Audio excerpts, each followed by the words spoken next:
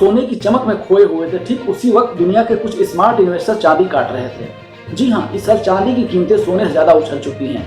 तो आगे हम आपको बताएंगे चमकती हुई चांदी की कहानी, लेकिन इससे पहले आपसे गुजारिश है कि आप बेल आइकन को दबाकर यूट्यूब चैनल को सब्सक्राइब कर लें और संभव हो तो इसके लिंक को आप अपने नेटवर्क में शेयर भी करें ताकि ज़्यादा से ज़्यादा लोगों तक इसकी पहुँच हो सके।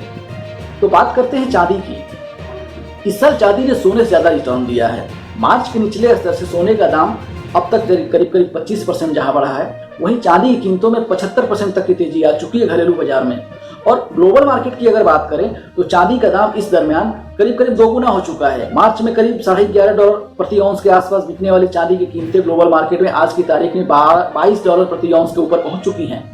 तो ये स्थिति जो है खास करके सोने के निवेशकों को काफी साल रही, क्योंकि उनको लग रहा है कि उन्होंने कम रिटर्न कमाया और चांदी के जो निवेशक हैं उनसे करीब 2 गुना रिटर्न कमा चुके हैं।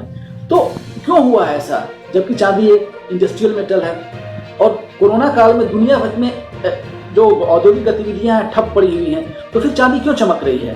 तो दरअसल हुआ यह है कि चांदी की इन्वेस्टमेंट डिमांड काफी तेजी से बढ़ी है और दूसरी तरफ चांदी के प्रोडक्शन में करीब इस साल 7 से 10% गिरावट की आशंका है।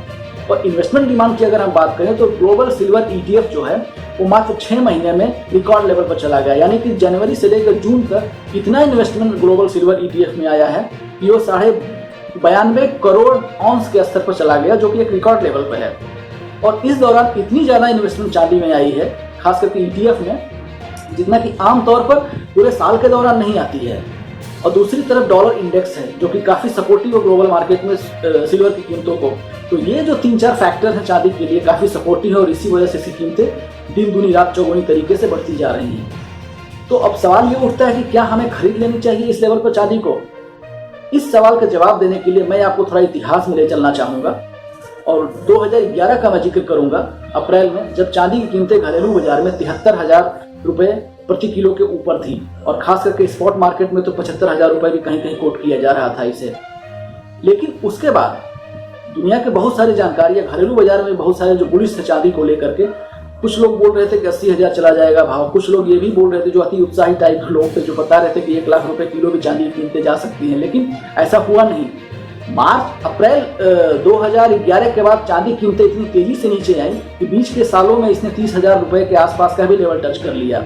तो बेशक लोगों ने चांदी में बहुत सारा उस समय पैसा कमाया था 2011 में, लेकिन बहुत सारे लोगों ने अपने हाथ भी जलाए और बहुत सारे लोगों को नुकसान भी उठाना पड़ा, भारी नुकसान उठाना पड़ा चांदी में, क्योंकि एक हाई बीटा कमोडिटी, जितनी तेजी से ऊपर जाती है उतनी तेजी से नीचे भी आती है।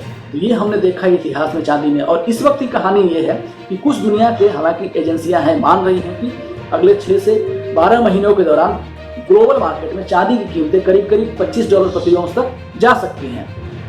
लेकिन चौंकाने वाली बात है और जो गौर करने वाली बात यह है कि फिलहाल जो ग्लोबल मार्केट में चांदी का भाव है $22 प्रति औंस के आसपास है, यानी कि यहाँ से बहुत ज़्यादा पोटेंशियल चांदी में दिख नहीं रहा है। दूसरी बात, जो चांदी की सबसे ज़्यादा खपत होती है इंडस्ट्रियल डिमांड में, करीब 60% चांदी की डिमांड जो होती है इंडस्ट्रियल डिमांड होती है।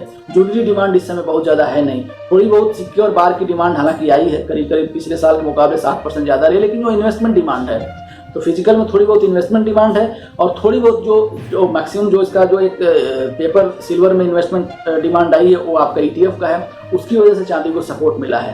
तो बहुत सारे फंडामेंटल जो इसके कोर फंडामेंटल डिमांड को लेकर के वो अभी ठंडे पड़े हुए हैं। और दूसरी बात है कि जो बहुत ज़्यादा पोटेंशियल रिस्क रिवॉर्ड रेशियो जो है चांदी के लिए यहाँ से इस लेवल से बहुत ज़्यादा आपके लिए फेवरेबल नहीं दिख रहा है। तो अब 60,000 रुपये के ऊपर चांदी में इन्वेस्टमेंट करना ये बहुत चतुराई वाली बात नहीं होगी। इस लेवल पर लगाएंगे तो आप शायद बहुत ज़्यादा कमाई न कर सकें। हाँ, ये हो सकता है कि जो लोग पहले के इन्वेस्टमेंट करके बैठे हुए चांदी में, जो पहले से निवेशित है चांदी में, वो अपने पोजीशन को कुछ दिनों के लिए और होल्ड कर सकते हैं और शायद कुछ यहाँ से और ऊपर भाव जाए तो वो भी बेहतर रहेगा कि मुनाफा वसूली कर लें। लेकिन नए निवेशकों के लिए इस लेवल पर चांदी में निवेश की सलाह नहीं होगी। इंतजार करिए, कुछ यहाँ से 15 से 20% भाव नीचे आए, 50,000 या उसके नीचे आए तो बेहतर रहेगा आपको फिर से चांदी में एंट्री करने के लिए।